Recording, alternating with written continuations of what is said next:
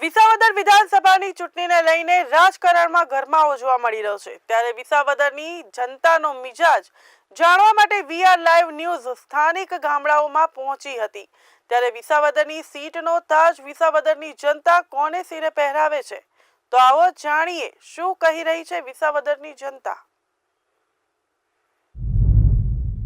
વિસાવદરનું election હવે તૈયારીઓ છે, થોડા જ કલાકો બાકી છે, મતગણતરી પણ હવે થશે થોડા સમયની અંદર। ત્યારે આવતીકાલે મતદાન છે ત્યારે અહીંયા ખંભાળિયા જે ગામ છે વિસાવદરનું તેની સાથે અહીંયાના જે ગામડાના લોકો છે તેમની સાથે વાત કરીશું।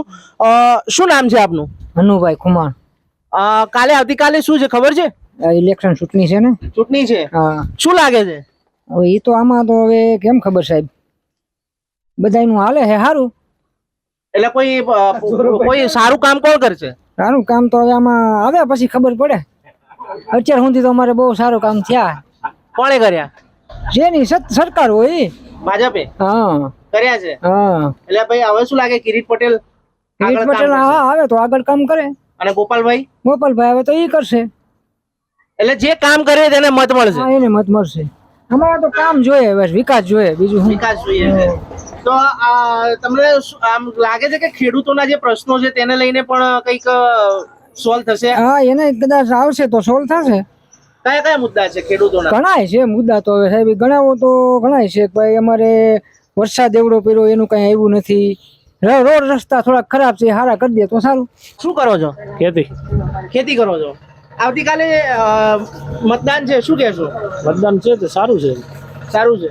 શું લાગે છે કોણ જીતશે? જીતવામાં તો એવું છે, આમાં બંધબાજી છે, કોણ જીતે એનું કઈ નક્કી ન કહેવાય।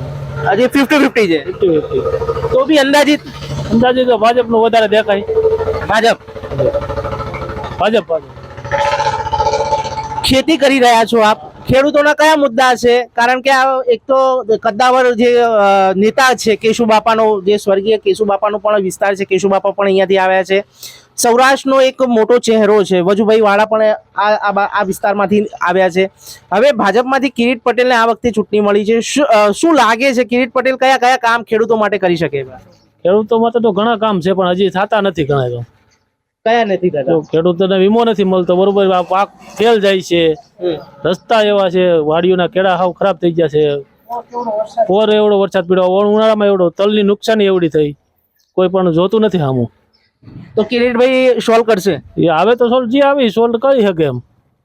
ચોક્કસ। અહીંયા બીજા પણ આપણે અહીંયા જે એક સિનિયર દાદા છે તેમની સાથે વાત કરીશું। શું નામ છે દાદા? શું નામ છે આપનું? મારું નામ ગટુભાઈ। વજુભાઈ? ગટુભાઈ રામભાઈ બિસ્યા। ગટુભાઈ આવતીકાલે મતદાન છે, શું કહેશો? જે અમારે ઠીક લાગે એમાં મત આપશું। અત્યાર સુધી ગોપાલભાઈ અહીંયા પ્રચાર પ્રસાર કરી રહ્યા છે અને કિરીટભાઈ પણ હવે એમને પણ ટિકિટ મળી છે, કોંગ્રેસમાં પણ ઉમેદવાર છે, તો શું લાગે છે કયા ઉમેદવાર સક્ષમ છે જે ખેડૂતોના પ્રશ્ન હલ કરી શકે? સારું જે આવે ઠીક લાગે એને મત આપીશું, જે અનુકૂળ પડે ને। શું મુદ્દા છે ખેડૂતોના? શું મુદ્દા છે અહીંયા? ખેડૂતના મુદ્દા ઘણા, વીમાના પૈસા મળતા નથી, કોઈ રસ્તા નથી સારા થતા, કોઈ પાક ખાતર ટાણે ખાતર નથી મળતું। ખાતર નથી મળતું? કેટલા સમયથી આ છે? કેટલા વર્ષો થયા? આ વોન્ટ થતો ખાતર માંડ હમણાં ડીએપી મળ્યું જ નહીં। બીજા પણ વ્યક્તિ છે, શું નામ છે આપનું? શૈલેષભાઈ। શૈલેષભાઈ, કેટલા આપ તો અહીંયાના સ્થાનિક છો, ઘણા બધા પ્રશ્ન રોડ રસ્તાના રહ્યા છે, શું લાગે છે આ વખતે? કારણ કે કેશુબાપાનું પણ આ ચૂંટણીની અંદર બહુ ટાઈમે યાદ કરવામાં આવ્યા દરેક પાર્ટીએ, શું લાગે છે? આજકાલ ગમે તે આવશે કામ કરશે, ગમે તે આવશે એ કામ કરશે, એ ચોક્કસ। હા, ભાજપ આવશે તોય કામ કરશે અને આમ આદમી પાર્ટી આવશે તો કામ કરશે આજકાલ। તો આ ખેડૂતને મુદ્દો એક શું છે કે જે ધોવાણ છું 100%, એમાં કોઈએ કાંઈ ધ્યાન ન દીધું, એ થોડુંક તકલીફ જેવું થયું। પહેલા પણ કોઈને રજૂઆત કરી હતી આ મુદ્દે? કે આ મુદ્દે તો ખબર પડે, તો ઉપરથી જ આવતું હોય, ઉપરથી કોઈ ધ્યાન દીધું ને આ તાલુકા બે કાઢી નાખ્યા, વિસાવદર ફૂલ વરસાદ હતો કાઢી નાખ્યા, એ આ પબ્લિકને ખોટું લાગ્યું, બીજું કોઈ પ્રશ્ન નથી, બીજું રોડનો, બીજું કાંઈ છે નહીં। તો લાગે છે કે હવે જે પણ ઉમેદવાર હશે તે કરશે, કામ કરશે। ચોક્કસપણે અત્યારે હાલમાં જે રીતે આ એક ગામની અંદર જે કહેવાય કે જે સ્થાનિક લોકો છે તેમનું કેવું છે, ઉમેદવારો બંને સક્ષમ છે, 50-50% કહી શકાય, કારણ કે હાલમાં જે માહોલ જામ્યો છે, ગઈકાલે પણ જે અમુક વિડીયો સામે આવ્યા છે અમુક નેતાઓના પણ, ત્યારે હવે ચૂંટણી રસપ્રદ બની છે. ત્યારે હવે જોવાનું એ રહ્યું, આવતીકાલે વોટિંગ છે અને જ્યારે રિઝલ્ટની તારીખ છે ત્યારે કોના પત્તા અને કોના પત્તામાંથી રાજા નીકળે છે.